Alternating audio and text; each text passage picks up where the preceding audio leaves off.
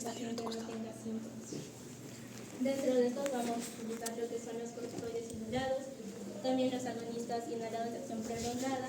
A esto se le pueden añadir los fármacos anticolinérgicos de acción prolongada y los antileucotrienses. En cuanto al control de corto plazo, que va a ser una terapia de rescate, va a servir para calmar los síntomas del asma durante las exacerbaciones o el empeoramiento. Y va a ser una medicación inhalada. Aquí tenemos los agonistas inhalados de acción corta, también los que son los corticoides inhalados. Y aquí abajo tenemos todos los fármacos que se utilizan. En cuanto a los agonistas inhalados de acción corta, tenemos el salbutamol y el fenoterol. Los de acción prolongada, el formoterol y salmeterol. En cuanto a los glucocorticoides inhalados que se utilizan, tenemos lo que es la budesonida, beclometasona, fetitasona, los fármacos anticolinérgicos de acción corta, el hiperatropio, y los de acción prolongada, lo que es el tiotropio. Ya pasando a lo que es crisis asmática, este va a ser el empeoramiento agudo y subagudo de los síntomas y también de la función pulmonar del paciente, y puede ser la presentación habitual del asma. Una crisis asmática va a ser más común y también más grave en pacientes que tienen asma que no está controlado o en pacientes de alto riesgo, pero también se puede dar en pacientes que toman tratamiento para el asma. En cuanto a los factores de riesgo que pueden desencadenar en la crisis vital de asma, tenemos por ejemplo que un paciente haya tenido un asma casi mortal, es decir, que haya sido intubado o haya recibido ventilación u hospitalización o algún tratamiento de urgencia en el pulmón. También que tengan comorbilidades, como enfermedades psiquiátricas o problemas psicosociales o también alergias alimentarias. También en cuanto a los medicamentos, que no esté utilizando los corticoides inhalados actualmente, que tenga poca adherencia de estos, o también que esté usando, estuvo recientemente el tratamiento con corticoides orales. Y también una ausencia de un plan de acción para el asma por escrito. En cuanto al diagnóstico de las exacerbaciones, como ya dijimos, va a ser un cambio en los síntomas y también en la función pulmonar. Y se debe medir lo que es la disminución del aire expiratorio. Esto lo vamos a medir con el volumen expiratorio forzado en un segundo y se debe comparar con la función pulmonar previa del paciente a los valores predichos. Aparte que un paciente con una exacerbación también va a presentarse con síntomas, como la tos, la disnea, sibilantes, la tos que puede ser seca o productiva, y la duración puede ser corta o de varios días, y también en algunos casos puede presentar cianosis. Y hay pacientes que van a vivir sin cambio en los síntomas, aquellos que tienen antecedentes de asma mortal o también en el caso de los varones.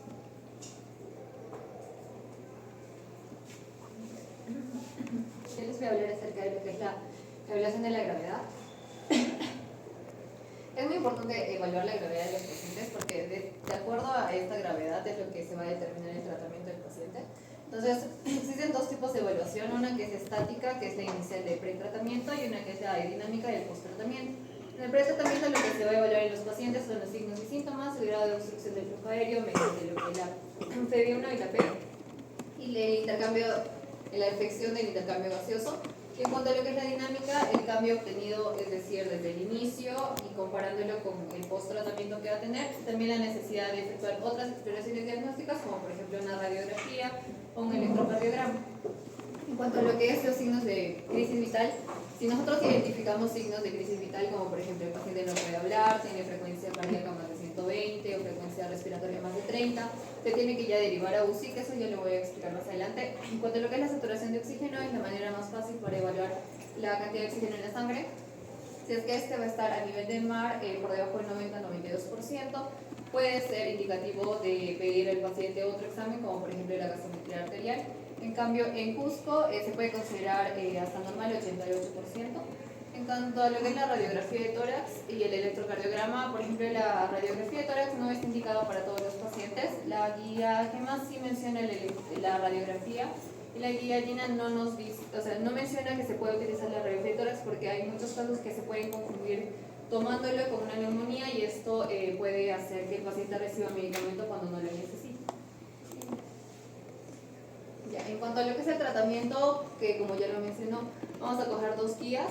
El objetivo en sí en ambos es igual. Uno es salvaguardar la vida, revertir lo antes posible la crisis asmática y evitar la hipoxemia en el paciente. Y el segundo es revisar, instaurar un plan terapéutico para que el paciente no vuelva a tener crisis en otras ocasiones. Entonces, el primer paso es el plan de acción, es decir, que el paciente tiene que tener ya un plan de acción escrito por un médico, en el cual tienen que tener tres objetivos principales. El primero es saber qué medicamentos el paciente va a utilizar para el asma. El segundo es cuándo y cómo incrementar estas dosis y cuándo pasar al corticoide oral. Y el tercero es identificar y cómo acudir a una asistencia médica cuando sea necesario. En cuanto a lo que son los del plan terapéutico, el plan de acción que el paciente va a recibir, van a ser distintas combinaciones de los fármacos que les mencionaron. En este caso, el primero es los corticoides inhalatorios y con el formoterol. Vamos a ver que en los adultos y adolescentes se va a utilizar la budesonida del formoterol en 206 microgramos en dosis medida mediante inhalador de polvo seco, y en el caso de los niños se va a prescribir como una terapia de mantenimiento, utilizando también la budesonida del formoterol como y en 100 a 6 microgramos en dosis media mediante polvo seco. En caso de que los pacientes ya estén utilizando esta combinación como terapia de alivio, van a utilizar una inhalación de su medicamento hasta que los síntomas cesen, pero con una dosis máxima de 2 inhalaciones en un día en adolescentes si se utiliza la budesonida. Y en caso de los adolescentes y adultos que utilicen en vez de la budesonida la betamethasona, en este caso solo van a ser 8 inhalaciones como máximo. En el caso de los niños también van a ser 8 inhalaciones, pero con la combinación de budesonida con formoterol. Si es que esta combinación no les funciona durante 2 a 3 días, tienen que comunicar a un médico y acudir a que les hagan una asistencia especializada. El paciente tiene ya una combinación de un corticoide inhalatorio con un SABA, como la budesonida y el salbutamol, se lo puede inhalar pero máximo 6 veces. Y si igual, si es que en 1 o 2 días no mejora, tiene que comunicar a alguien. En cuanto a lo que es la SABA, si el paciente está prescrito con SABA de terapia de rescate, en este caso siempre va a tener que utilizar al final un corticoide inhalatorio, pero lo puede utilizar, pero igual si en 2 o 3 días no mejora, tiene que comunicar. En caso de los corticoides orales, los pacientes tienen que saber cuándo y cómo utilizar el corticoide oral. Esto se va a utilizar en ciclos cortos y solo en 3 ocasiones. El primero es cuando, a pesar de que el paciente haya aumentado su tratamiento o las dosis de tratamiento que estaba recibiendo, pero no esté mejorando en 2 a 3 días, lo va a utilizar. Si es que se deteriora el FEV1 y el PEF en menos del 70%, de acuerdo a su marca personal, también lo va a utilizar. Y si es que tiene un asma que empeora y antecedentes de exacerbaciones graves y repetidas, también lo va a utilizar. En este caso, el médico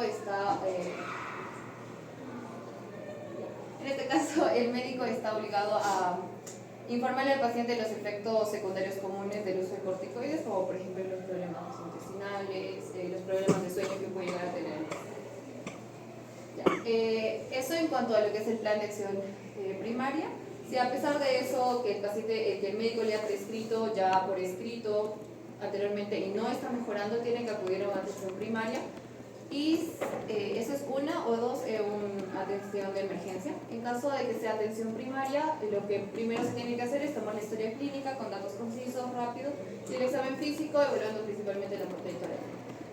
En la evaluación primaria, lo primero que se tiene que hacer es clasificar a los pacientes dependiendo sus signos y síntomas que va a tener en crisis leve, moderada, grave y vital, porque dependiendo de esto va a cambiar el manejo que van a tener los pacientes. Entonces, acá ven toda la sintomatología de los pacientes, como por ejemplo frecuencia respiratoria, más de 20-25, bradypnea, frecuencia cardíaca, la crisis grave tiene más de 120, o más rápido lo que es el habla. Si el paciente puede hablar en párrafos, puede hablar en frases, o puede hablar solamente en palabras, o ya no puede hablar por el mismo hecho de que el paciente tiene disnea. Entonces, así evaluamos de acuerdo a estos parámetros para poder clasificar a los pacientes. Y depende de eso, nosotros vamos a ver el manejo que se le va a dar al paciente. Esto es de la guía de GEMA. En este caso, leve, moderado, si es que el FEV va a estar más de 70, solo se le va a dar tratamiento y alta. Si es que está grave, evaluamos, ¿no? Signos y síntomas: la saturación menos de 90, el FEV menos de 60%, si es que tiene crisis asmáticas, necesita intubación, comorbilidades, general de tratamiento. Si es que tiene todo esto, va a ingresar, y si es que no, se le puede dar de alta. Y si tiene compromiso vital con los síntomas muy graves, sí o sí va a tener que ingresar. En este caso, esta es de la guía INA. En la guía GINA igual lo clasifican en leve, moderado y severo, y acá tienen todas las sintomatologías. Por ejemplo, leve, moderado, si es que la frecuencia del pulso todavía está entre 100 a 120, las respiraciones no están más de 30, la saturación todavía está entre 95. En estos casos se inicia el tratamiento. El tratamiento en sí es el mismo, pero la indicación es distinta entre ambas guías. Pero en sí ambas van a utilizar sí o sí el SABA, son 4 a 10 inhalaciones por PMCI o espaciador, que se van a utilizar cada 20 minutos durante 1 hora. A eso se le tiene que agregar lo que es la prednisona, 1 miligramo máximo 50, en el caso de los niños 1, 1.5 máximo 40.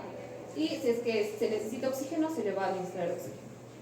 Se le vuelve a evaluar, y si es que empeora, va a tener que pasar a cuidados más especializados. En caso de lo que es la severa, vamos a ver si el paciente ya no puede hablar, tiene una disnea muy severa, tiene frecuencia cardíaca más de 120, frecuencia respiratoria más de 30, y su saturación está menos de 90.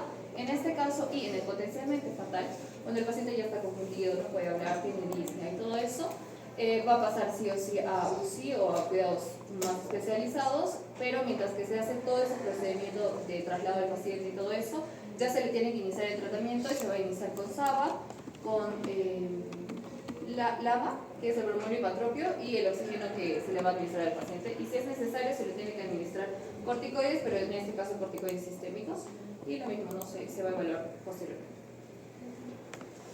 Y acá lo único que va a cambiar en la otra guía es lo mismo, no se hace la evaluación inicial, se va a clasificar a los pacientes, y igual se va a utilizar el salbutamol, pero en este caso van a ser solo 2 a 4 inhalaciones cada 20 minutos durante 1 hora. En el moderado lo mismo, se utiliza la combinación de salbutamol con hipatropio, oxígeno, corticoides sistémicos, corticoides inhalatorios, orales, y si es que el paciente ya está muy grave, en este caso sí es indicado utilizar magnesio. En el caso de la crisis vital, lo mismo, oxígeno, salbutamol, hipatropio, hidrocortisona y magnesio si es necesario. Se va a trasladar a UCI en el crisis vital. Esa es la evaluación primaria, la estática, la de pretratamiento. Y post-tratamiento, o sea, después de que se le realice todo este tratamiento, se le vuelve a evaluar al paciente para ver cuál es la respuesta que tiene el paciente. Y igual se clasifica, ¿no? Buena respuesta. Si tiene buena respuesta, se puede dar de alta, pero prescribiéndole medicamento como prednisona, el corticoide inhalatorio, el LABA, plan de acción y una cita de control a 1 mes, si es que va a cumplir los criterios. En caso de que no tenga buena respuesta, se hospitaliza y también se le da todo este tratamiento que va a consistir en casi los mismos medicamentos. En cuanto a lo que es, esta fue en atención primaria, en este caso ahora la atención de emergencia es cuando los pacientes ya están, o sea, la vida del paciente ya está en peligro y necesita ya atención rápida con fármacos más fuertes. En este caso hay evaluación objetiva. El primero es evaluar la función pulmonar, que es el método más rápido que se va a medir en el paciente, aunque sea difícil en aquellos pacientes que sufran una crisis asmática. Es lo que nos va a ayudar con el tratamiento. La evaluación del PEF y el FEV. La saturación de oxígeno, que es el método más rápido. Lo normal a nivel del mar es más del 95%. Con evidencia C se dice que si la saturación va a tener menos del 92% va a ser indicativo de hospitalización, pero es evidencia C. En cuanto a lo que son los gases arteriales, no es indicado en todos los pacientes, pero sí aquellos pacientes que tienen la saturación muy baja, con probabilidad de que tengan hipocapnia, y los pacientes que tienen una FEV menos del 50%. Lo normal es que la presión al nivel de CO2 esté por debajo de 40 milímetros de mercurio. No se va a recomendar la radiografía de tórax de manera rutinaria, como ya lo mencioné. La epinefrina solo se va a utilizar cuando el paciente cursa con asma aguda, asociada a anafilaxia y enfedema, y los antibióticos sedantes no se van a recomendar en los pacientes. Bueno, en este caso es el algoritmo para los pacientes que ingresen por emergencia, que es prácticamente lo mismo, pero con los fármacos un poco más fuertes, corticoides sistémicos, magnesio y esto. Y cuando el paciente ya ha salido de su crisis asmática, hay criterios para la reevaluación dentro de 1 mes, los cuales se van a utilizar para pacientes que tienen crisis graves, pacientes que sufrieron el asma pero por un desencadenante que fue algún alergeno como por ejemplo una INE o que está cruzando con anafilaxia, pacientes que tienen alguna sospecha clínica de otras enfermedades como de cuerdas vocales, EPOC. Bueno, siguiendo con la exposición, ahora les vamos a hablar sobre el manejo de la vía aérea. ¿Sí? Bueno, para hablar sobre el manejo de la vía aérea, vamos a ver que este va a ser un procedimiento que nosotros utilizamos cuando el paciente no tiene una buena permeabilización o una buena ventilación. Para esto vamos a ver que la evaluación va a ser muy básica para nosotros poder realizar algún procedimiento, porque este va a ser el pilar fundamental para alguna intervención adecuada, principalmente para un paciente crítico. Entonces vamos a ver que la evaluación nos va a permitir básicamente si es que el paciente tiene una vía aérea difícil o no. Nosotros hablamos de vía aérea difícil cuando este va a tener una dificultad para prever tanto ventilación o bien una imposibilidad de realizar una intubación endotraqueal o algún otro procedimiento. Entonces, cuando hablamos de vía aérea difícil, vamos a ver dos términos, tanto ventilación o tanto intubación difícil. En el caso de la ventilación, vamos a ver que este va a ser cuando el paciente no llega a una buena saturación de oxígeno y esta va a ser menor del 90% con un PO2 de 1. Entonces, vamos a ver que en estos casos se va a tener que, bueno, en cualquiera de estos dos casos se van a tener que realizar algunas maniobras para que nosotros tengamos una vía mucho más accesible. En el caso de la intubación difícil también va a ser cuando nosotros realizamos múltiples intentos o cuando necesitamos a más de un doctor o algunos dispositivos alternos. Bueno, acá por ejemplo podemos ver un cuadro donde dicen los predictores de, por ejemplo, una laringoscopía directa difícil. En este caso va a ser cuando la apertura bucal va a ser limitada, la protrusión mandibular va a ser limitada, o bueno, vamos a ver varios factores que también posteriormente les voy a comentar. Siguiente. Bueno, en algunos de los predictores de la intubación difícil, bueno, nosotros tenemos acá, bueno, tenemos la letra LEMO, que sería limón en inglés, donde vamos a ver que primero tenemos que observar externamente al paciente. Cuando nosotros nos referimos, o cuando decimos looks externally, vamos a ver que tenemos que observar al paciente. Va a ser básicamente si es que nosotros tenemos alguna obstrucción en la vía aérea del paciente, para ver si es que esta va a ser una vía aérea difícil o no. Vamos a ver que antes incluso podemos ver que si es que el paciente tiene obesidad, vamos a tener una vía aérea de difícil acceso, la limitación de la apertura bucal va a ser menor de 3.5, si es que el paciente tiene una lengua muy grande o muy pequeña, entre otros. Siguiente, por favor. En el caso de la evaluación, acá tenemos la regla que es 3-3-2. ¿A qué me refiero con esto? Primero, en la apertura oral, bueno, todas las personas, cuando nosotros abrimos la boca, tenemos la capacidad de poner entre los incisivos 3 dedos. Si este va a ser menor a 3 dedos, tenemos una vía aérea difícil. También la distancia iomental, que es básicamente desde la ioides hasta lo que es el mentón, también va a ser de mínimo unos 3 dedos. Y finalmente la distancia entre lo que es el cartílago tiroides y bueno, el piso de la boca donde está la lengua, que es de una distancia de 2 dedos. Siguiente, por favor. Ahora, también vamos a tener algunas escalas que nos van a permitir saber si este paciente tiene una vía aérea difícil o no, como es el caso del Mallampati. En el caso del Mallampati lo va a dividir en 4. Primero, si es que nosotros, bueno, cuando el paciente abre la boca, vamos a ver tanto lo que es el paladar blando, lo que son las fauces, la úvula y los pilares. En caso no se vean los pilares, ya sería un Mallampati número 2. Y en el caso de que solo se vea el paladar blando y la base de la úvula, sería un Mallampati 3. Y en caso de que el paladar blando, como en este caso, no sea visible, sería un Mallampati 4. Entonces, nosotros consideramos vía aérea difícil en un Mallampati 3 y 4. Ahora, aparte del Mallampati, también nosotros tenemos lo que es la escala de Comarch-Lehart, donde nosotros vamos a ver que el grado 1 va a ser donde la glotis se puede observar por completo, o en el grado 2 si se visualiza solo la parte posterior, en el grado 3 si solo se visualiza lo que es la epiglotis, y en el grado 4 si es que no se puede visualizar. Entonces, vamos a ver que una vía aérea en caso de Comarch y Lehart sería de 2, 3 y 4. Siguiente, por favor. Ahora, en el caso de lo que es la obesidad y la obstrucción, vamos a ver que algunos pacientes que, bueno, son obesos, tienen una grasa corporal que, por ejemplo, van a obstruir la vía aérea superior.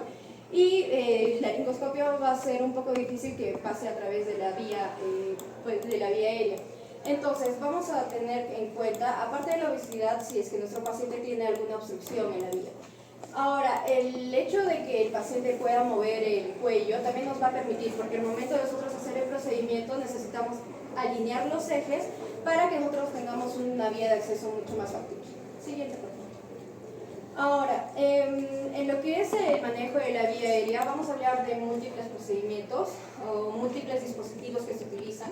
Entre ellos tenemos lo que es la ventilación con lo que es la bolsa mascarilla, que vendría a ser el método más fácil o el que más se utiliza. En este caso, bueno, se utiliza la mascarilla facial, que tenemos que tener en cuenta que tiene que ser de un tamaño proporcional a la boca del paciente, recubriendo también lo que es la nariz. ¿Por qué? Porque en algunas ocasiones nosotros podemos incluso dañar lo que es la parte orbitaria mucho más arriba. Ahora, nosotros para poner bien lo que son las manos, se sigue esta técnica. Una V con lo que es el pulgar y con lo que es el índice, y con los otros 3 dedos tenemos que hacer una letra E. Y así se tiene que poner básicamente la mascarilla sobre el paciente. Siguiente, por favor.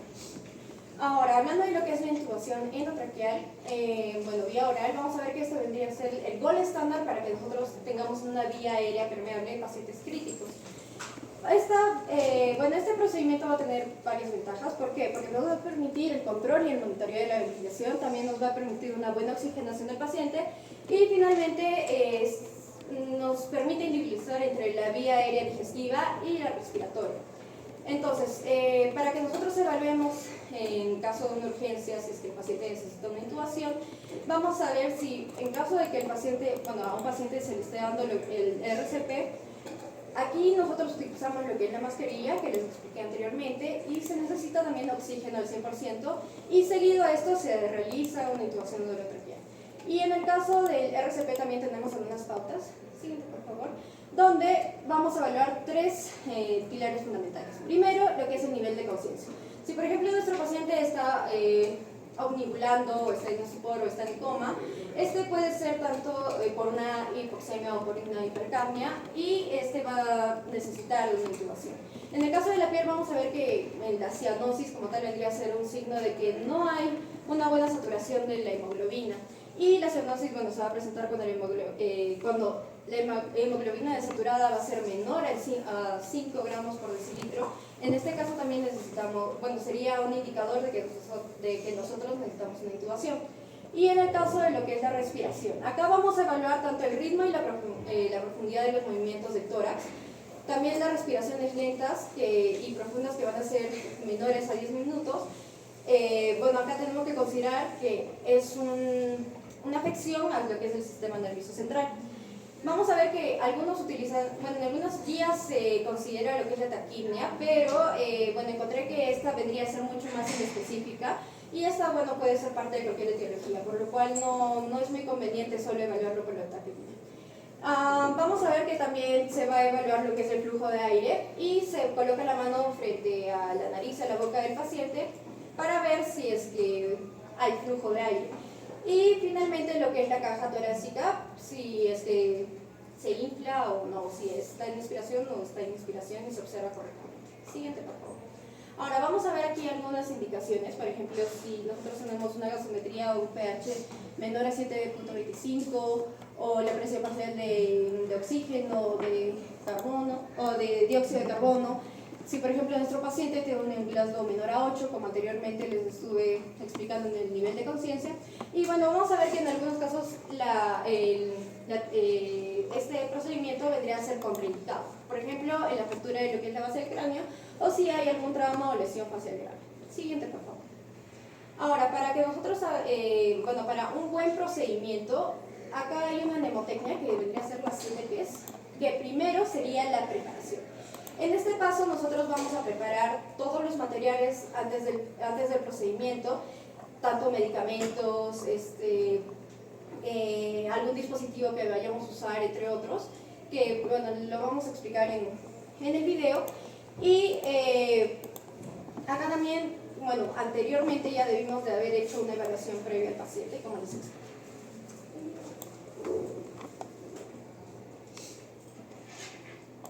Se inicia con la preparación y verificación del material. Necesitamos el mango de laringoscopio, hojas curvas y rectas, cánulas de Roche o tubo endotraqueal, en los hombres de 7,5 a 8 milímetros, en mujeres de 7 a 7,5 milímetros, una guía flexible, una jeringa de 5 a 10 cc, el dispositivo reservorio, balón, válvula, mascarilla, material para la fijación, guantes y cubrebocas, lubricante, estetoscopio, cánulas orofaringeas, carro rojo, monitor, un suministro de oxígeno, analgésicos, relajante muscular, sedante, equipo de aspiración, un capnógrafo en caso de tenerlo y equipo de venoclisis para la administración de medicamentos. Primero tenemos que realizar el lavado clínico de manos. Primero me debo de enguantar.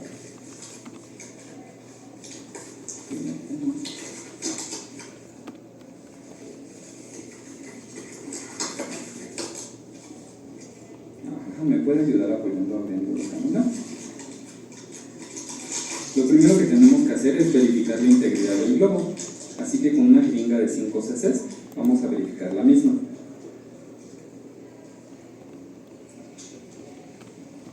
Aquí podemos ver cómo el globo se infla. Incluso podríamos verificar un poco más para ver que no exista ninguna fuga. Después de eso debemos de colapsar totalmente el globo para que no nos estorbe en el momento de la colocación. Posterior a la corroboración del globo, podemos lubricar, para lo que vamos a pedir que nos apoyen. Podemos lubricar por fuera y un poco por dentro la cánula. Perfecto. Posterior a haberla lubricado, vamos a insertar nuestra guía. Esta puede hacerse conservando la curvatura natural de la cánula o forzando un poco la curvatura, siempre recordando no superar la mitad del globo de la misma, así adoptando una posición en palo de hockey o en J. A continuación vamos a ensamblar el laringoscopio. Vamos a tomar el mango y vamos a alinear la hoja con el mango. Después vamos a corroborar que la luz efectivamente encienda y vamos a cerrar nuestro mango para tenerlo limpio. Ya, entonces como pudieron ver en el video, tenemos que estar muy seguros de que todos los materiales de que nosotros tengamos estén en buenas condiciones. Ahora, para que nosotros calculemos el tamaño del tubo endotraqueal, acá hay un cuadro donde, por ejemplo, si una persona es menor de 1,60 m, en el caso de las mujeres se utilice un diámetro interno de 6,5 a 7. Si en caso es mayor de 1,60 m, se utiliza o se considera hasta 7,5. En el caso de los varones, si es que es un varón de 1,60 m menos, se utiliza un tubo de 7 a 7,5, y en caso de que sea mayor de 1,60 m, de 8 hasta 8,5.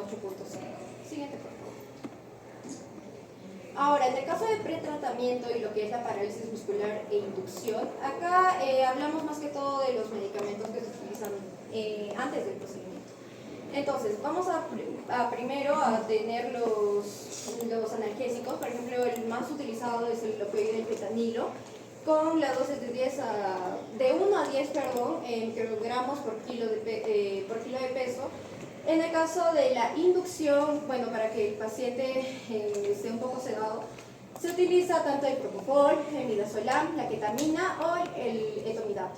Y en el caso del bloqueador neuromuscular, los más utilizados, como ya sabemos, el rocurón y la succinilcolina. Siguiente, por favor.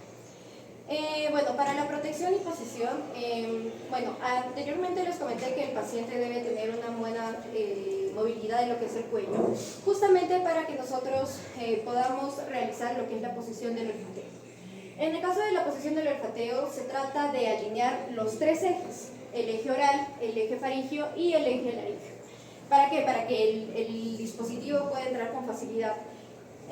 Bueno, en algunas bibliografías vi que incluso podría ser contraindicada si el paciente, por ejemplo, es muy obeso, que no se va a poder, o si, por ejemplo, tiene alguna fractura de base de cráneo. Siguiente, por favor. Ahora, en el caso de lo que es la preoxigenación, este paso incluso en algunos artículos vi que lo ponían antes de la administración de medicamentos. En este caso de la preoxigenación, nosotros utilizamos lo que es esta cánula orofaringea. Al introducir esta cánula orofaringea, nos va a permitir una mejor apertura de lo que es la vía aérea, Y nosotros vamos a utilizar posterior a esto una bolsa mascarilla reservorio con oxígeno al 100%. Entonces nosotros tenemos que dar 4 ventilaciones rápidas o estas ventilaciones durante 30 segundos y vamos a ver que este procedimiento va a ser muy importante para que el paciente no desature con rapidez.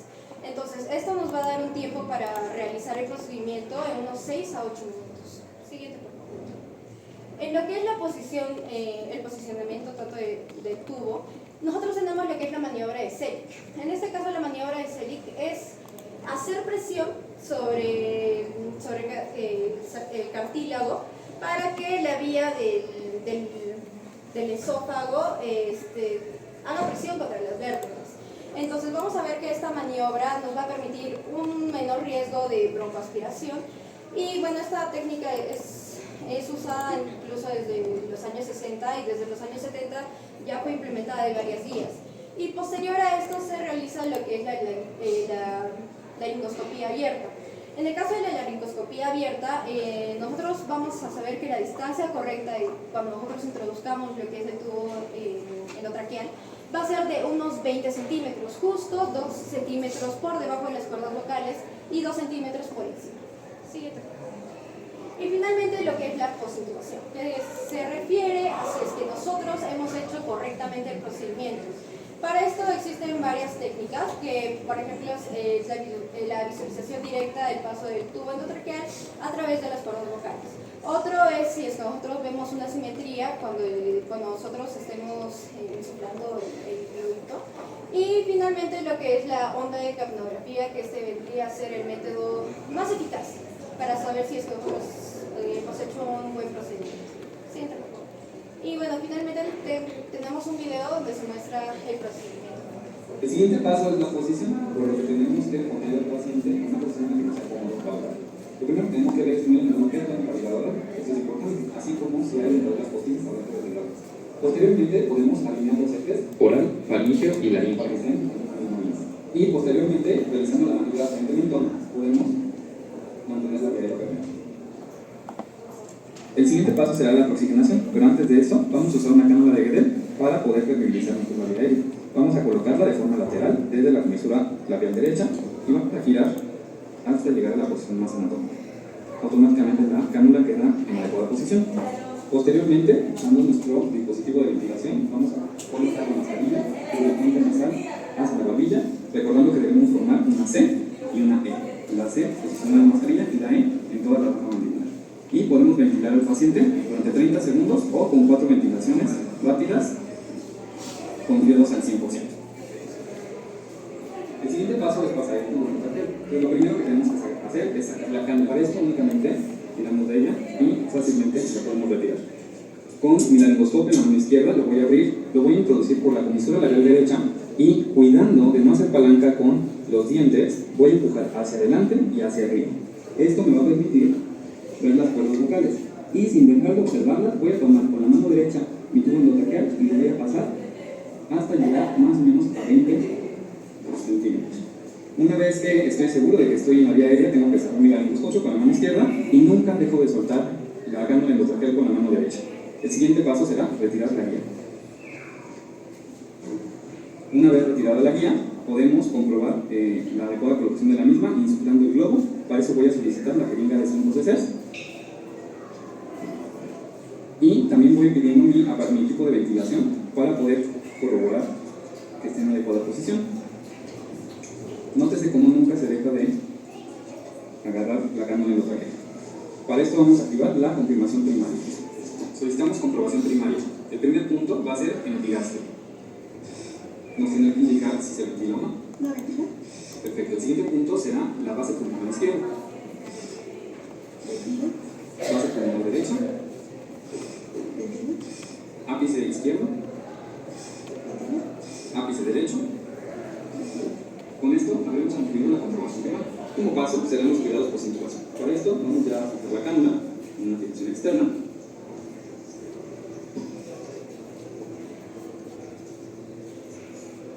Dentro de los cuidados posintubación también debemos solicitar una radiografía antero posterior de tórax, una gasometría arterial en los 30 minutos posteriores y de contar con el insumo capnografía. Ahora vamos a pasar a explicar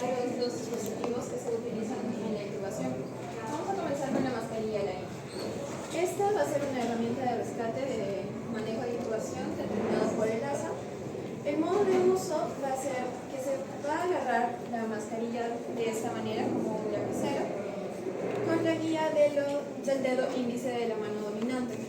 Se va a introducir hasta sentir la resistencia de la epiglotis y luego se va a insuflar el CAP según el número de la mascarilla que va a requerir el paciente. El número de la mascarilla del paciente se va a determinar según el peso del paciente y también lo vamos a agrupar por las edades, ¿no? El neonato, el pediátrico y el adulto. Cada mascarilla también se distingue por un color. Y lo importante del número de las mascarillas también es determinar la cantidad que vamos a utilizar de aire para insuflar el CAP. Y por último, como mencionaba el video también, es corroborar los movimientos o el adecuado paso de aire a través de la intubación que hicimos.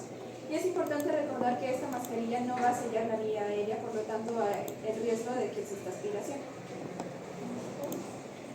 Luego tenemos la mascarilla de Fast Trash o mascarilla laringea de intubación, que va a consistir en básicamente la mascarilla laringea, pero se va a agregar un tubo rígido, como pueden ver aquí en la parte que se introduce, por el cual va a pasar un tubo endotraqueal y va a seguir la misma maniobra. Se introduce la mascarilla laringea, se coloca el tubo endotraqueal y posteriormente se va a retirar esta mascarilla laringea para dejar solamente el tubo endotraqueal.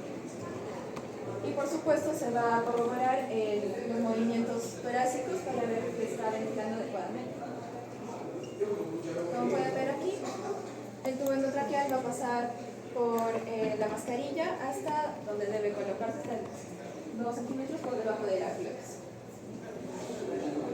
Tenemos el laringoscopio, que va a ser el laringoscopio clásico más el accesorio de una videocámara.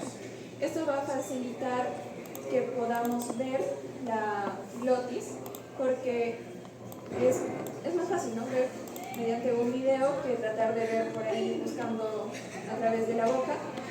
Generalmente esto se va a utilizar con 2 fines. Uno, con un fin académico, didáctico, para que los estudiantes como nosotros podamos aprender. Y otro también en intubaciones difíciles donde no se pueda apreciar la glotis de manera rápida y efectiva. Tenemos diferentes modelos, marcas, tamaños, como siempre la hoja del laringoscopio en diferentes tamaños según también la edad y proporción del paciente. El fibroscopio Bonfils. Este va a ser un estilete recto duro con una inclinación de 40 grados en la parte distal y además se va a incluir un sistema de iluminación y también una videocámara y se va a utilizar que se coloca por la boca y se introduce por la boca hacia el espacio retromolar y luego se gira hacia la laringe para introducirla a través de la glotis. Este dispositivo se hizo con el fin de hacer intubaciones orotraqueales. Las ventajas es que vamos a poder utilizar cuando el paciente tiene apertura bucal disminuida o inmovilización de la parte cervical. La desventaja es que no va a aspirar secreciones y aparte que es muy rígida en algunos casos y por lo tanto no se puede hacer una intubación nasal. A comparación del fibrobroncoscopio, que es flexible, sí nos va a permitir hacer una intubación nasal. Se va a indicar para un manejo de vía aérea difícil, con antecedentes de dificultad de intubación anteriores, intubar pacientes vigiles, es decir, que van a tener una ventilación esporádica, o que tengan el reflejo las vías aéreas, y también se puede realizar esta intubación a través de una mascarilla laringea. Por otro lado, no se recomienda realizar este procedimiento en emergencias. Y podemos ver la composición de que este es el cuerpo del fibrobroncoscopio, la parte que se introduce, la parte flexible, que es el cordón de inserción de fibra óptica, y la parte A es la porción que se introduce a la fuente de luz para que tenga iluminación. Bueno, las ventajas es de que es bastante flexible, la intubación no se necesita que el paciente mueva la cabeza ni el cuello, si es que tiene una limitación de apertura de boca también se puede utilizar. Se puede realizar también por la vía nasal y el canal de trabajo. Tiene un canal de trabajo y también un canal de aspiración. Dentro de las desventajas es que este es un instrumento bastante costoso. Se necesita un operador entrenado en esta manualidad y aparte se necesita una fuente de iluminación externa, como les mostré en el otro extremo. Del mismo modo que en el fibrobroncoscopio podemos introducirlo en un tubo endotraqueal para que pase hacia la boca o hacia la región nasal y posteriormente la laringe hasta introducirlo por la lengua. Tenemos la cricotirotomía, que va a consistir en realizar un orificio en la vía aérea a nivel de la membrana cricotiroidea con el fin de lograr mantener una vía aérea permeable y una ventilación al paciente. Este procedimiento va a ser un procedimiento de emergencia y está indicado en todas aquellas situaciones que van a requerir un control de la vía aérea en el cual el paciente, las vías aéreas superiores se encuentren comprometidas.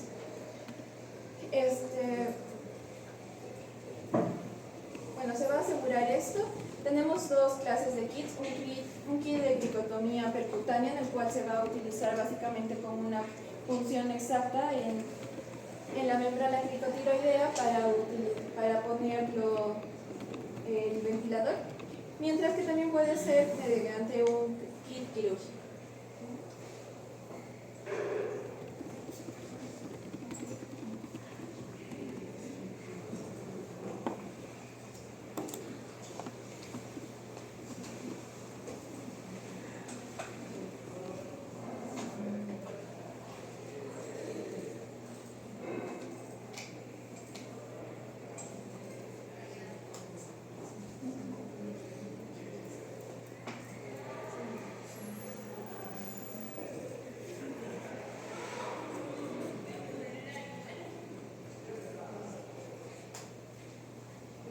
Tenemos el algoritmo de manejo de la vía aérea difícil. Debemos tener en cuenta que en cualquier intubación, por más sencilla que ésta sea, puede pasar a ser una intubación de manejo de vía aérea difícil y debemos tener en cuenta el algoritmo que sigue parámetros internacionales, como también algunos ajustados a la institución en la cual nos vamos a encontrar, porque no todos tienen los mismos insumos ni se actúa de la misma manera ni con el mismo personal. Pero es importante que exista un coche de intubación en el cual se va a constar con todos los anteriores materiales dichos: el laringoscopio rígido, también la videocámara, el fibrobroncoscopio, cánulas faringeas o nasales, tubos endotraqueales, las guías endotraqueales, que también son muy importantes, mascarillas laringeas, equipo de intubación retrógrada. Este equipo de intubación retrógrada ya no se utiliza porque es bastante traumático para el paciente, porque ingresa como su nombre dice, retrógrado, por el ligamento cricotiroideo hacia la parte anterior para poder realizar el camino que se va a seguir para la intubación. Bueno, dispositivos de ventilación no invasiva en emergencia y equipos de la vía aérea invasiva de emergencia, como la cricotirotomía, todos los sets que mencionamos. Todo paciente politraumatizado que va a requerir intubación, es importante que lo consideremos que no puede mover el cuello, de modo que tengamos esto presente y no le causemos otra lesión. Ahora, este es el algoritmo de manejo de vía aérea difícil estándar. En el plan A tenemos la ventilación con mascarilla y la intubación traqueal, en el cual lo vamos a poder realizar con una laringoscopía y finalmente tener una intubación traqueal exitosa. Sin embargo, si no funciona, tenemos el plan B, plan C, plan D.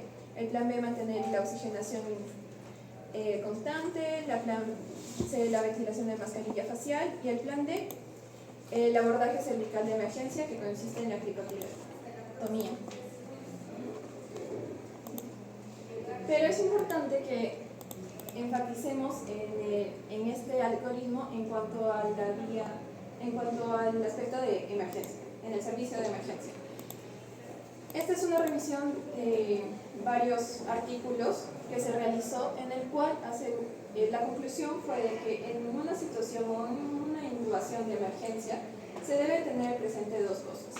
Uno, que generalmente van a utilizar un laringoscopio, sea rígido o asociado a una videocámara. Mejor si es una videocámara porque van a tener una mejor visión y más rápida de lo que está sucediendo. Y también es importante que la experticia de la persona que va a realizar la intubación. Es mejor que sea cuanto más experto, la persona más experta que realiza la intubación para que sea óptima y de una sola y que no estén haciendo intento tras intento porque es una emergencia y no tenemos mucho tiempo. Sin embargo, también tenemos este otro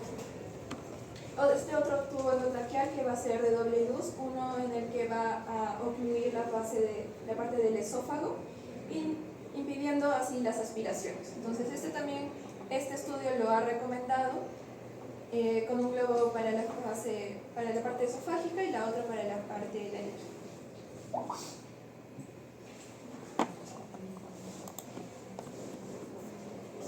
Continuando con lo que es la oxigenoterapia, tenemos que saber que esta va a ser la administración de oxígeno con fines terapéuticos en concentraciones más elevadas de la que existe en la atmósfera de los gases del ambiente. Esto se puede realizar por un sistema de alto flujo y de bajo flujo y pues va a tener la finalidad de prevenir o tratar la deficiencia de oxígeno en la sangre, célula y tejidos. Los objetivos va a ser pues proporcionar la concentración de oxígeno necesaria, corregir la hipoxemia, disminuir el trabajo respiratorio, mejorar la bomba cardíaca y también mejorar el funcionamiento del sistema nervioso. Y las condiciones para que se administre oxígeno debe ser de que este debe estar dosificado dependiendo de la saturación del paciente y también de los datos arteriales. Debe ser controlado, un humidificador y también debe ser continuo.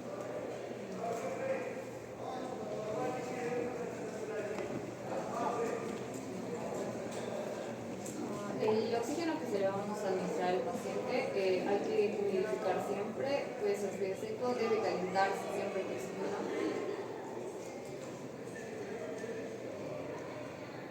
Pero en cuanto a lo que es la administración de oxígeno, vamos a tener dos tipos de flujo.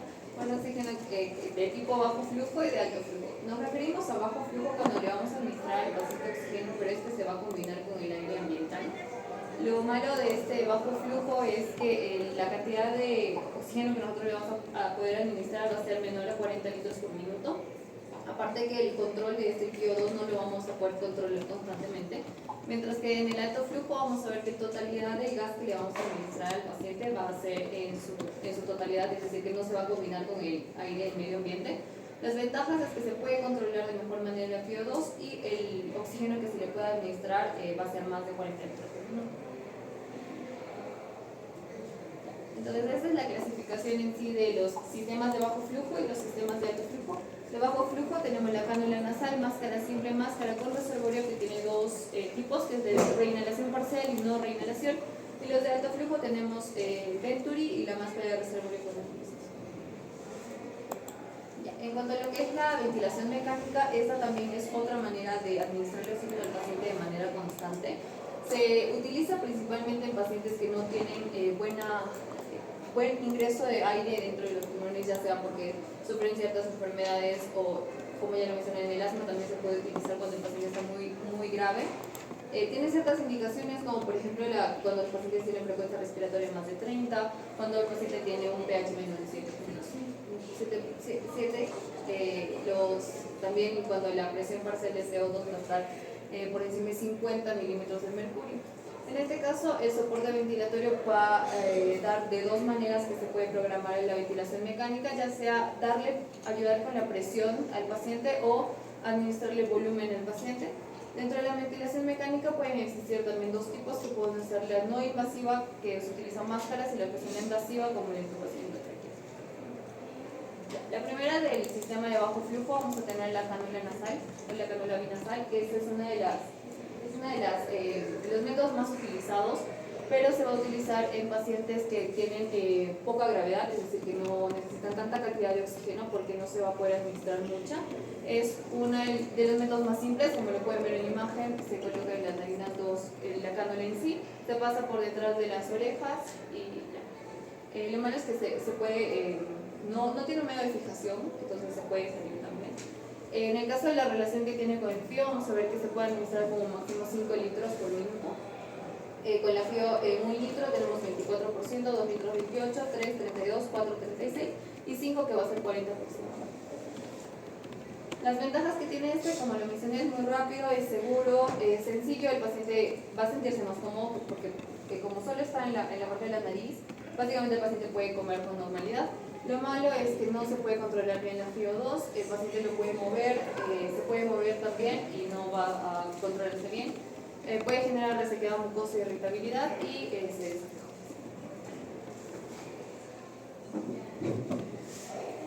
Bueno, hablando de otro de los sistemas de bajo flujo, tenemos la mascarilla simple. Siguiente, por favor. En este caso, la mascarilla simple viene a ser un dispositivo de plástico que es transparente y este va a cubrir todo lo que es el área nasal y la boca del paciente, incluso hacia lo que es el mentón. Entonces, vamos a ver que algunas características de la mascarilla es que va a tener perforaciones en los laterales.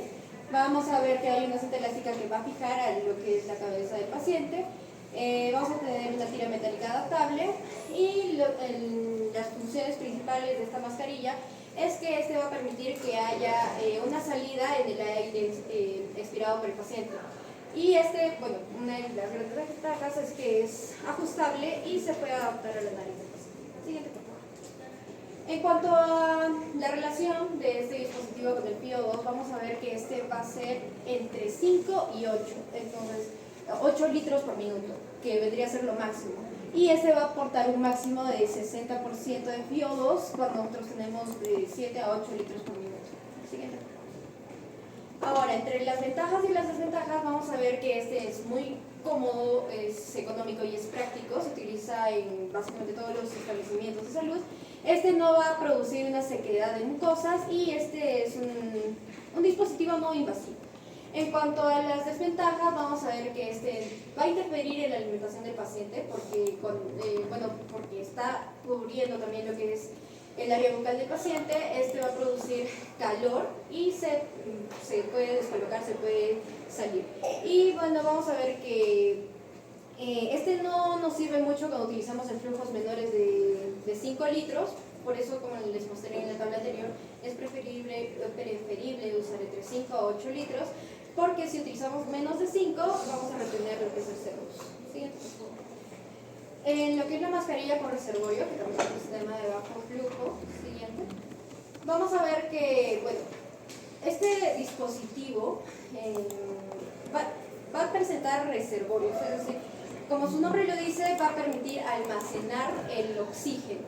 Entonces, cuando el paciente inhale a través de esta mascarilla o a través de este dispositivo, vamos a tener que haber un aire que sea del mismo medio ambiente y la mayoría va a venir del dispositivo o del reservorio. Entonces vamos a ver que este va a tener hasta un flujo de 5 a 15 litros por minuto y este nos va a permitir incluso un FIO2 de 60 a 100% dependiendo si es un dispositivo de reinhalación parcial o de no reinhalación. En el caso de la no reinhalación parcial vamos a tener un FIO2 que solo va a llegar hasta el 80% y en un flujo de 6 a 15 litros por minuto, que a diferencia del de no reinhalación, este nos va a permitir un FIO2 de hasta 100%. Siguiente, por favor. Y en cuanto a las ventajas y desventajas, vamos a ver que una de las grandes ventajas es que vamos a tener una mejor administración del FIO2. Este se puede utilizar en casos de emergencia y este es igualmente un dispositivo no invasivo, a diferencia de los que vamos a explicar posteriormente. Y las desventajas es que podemos tener algunas fugas con el dispositivo y no podemos utilizar un FIO2 menor al 50%, y ya que igual retiene el CO2. Siguiente, por favor. Luego tenemos las mascarillas de Venturi, que son las de alto flujo. Vamos a tener que este va a ser un sistema de respiración que va a proporcionar concentraciones de oxígeno bastante exactas. La proporción va a ir entre un 24 al 50%, que va a ser entre 3 a 10 litros por minuto, y contienen válvulas de Venturi, por eso el nombre, que va a seguir un principio de Bernoulli, en el cual consiste que por un orificio va a pasar oxígeno y también va a arrastrar aire ambiental, y a su vez este va a depender del tamaño del oxígeno cuánto aire va a arrastrar. Sin embargo, al ser una válvula, también tiene otra función en la cual va a permitir que el CO2 de la exhalación de la persona salga del dispositivo y no se reinhale. Bueno, dentro de las ventajas tenemos que proporciona una cantidad constante y fija de oxígeno, una variación del FiO2 y no va a resecar las mucosas, porque no es una inserción directa de oxígeno a las mucosas, sino que el oxígeno va a estar ahí y el paciente lo va a poder inhalar. Sin embargo, la desventaja es que al paciente le va a producir calor, incomodidad el hecho de tener la mascarilla ahí, irritación, incomodidad a la hora de no poder hablar, alimentarse, expresarse, ¿sí? Y también tenemos el tubo T, que va a ser también otro dispositivo de alto flujo, en el cual nos va a servir principalmente en la traqueostomía. Este va a ser un sistema que va a proporcionar un alto grado de humedad dentro de esta ventilación y va a funcionar como un sistema de recirculación parcial. El uso de este tubo va a ser, lo vamos a poder utilizar junto con tubos endotraqueales y también cuando se realizan traqueostomías. El FiO2 que nos va a poder dar acceso a este tubo es entre el 20 al 10% y se necesita entre 3 a 5 litros para exfoliar el CO2 que el paciente va a expirar. Gracias a ustedes, eso sería todo.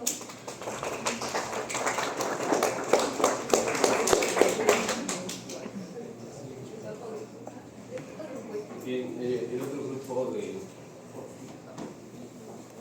mal agudo de montaña no vino, ¿no? En la siguiente clase vamos a hablar también sobre ese tema de mal agudo de montaña y además una terminado ahora. Me lo pasan todas las exposiciones para alguien. Empezado 2023 el GIMA y demás, cada año va cambiando asma. Entonces, también de la vía aérea está bien. Me ponen al WhatsApp. Los que tienen prácticas ahora, haremos prácticas.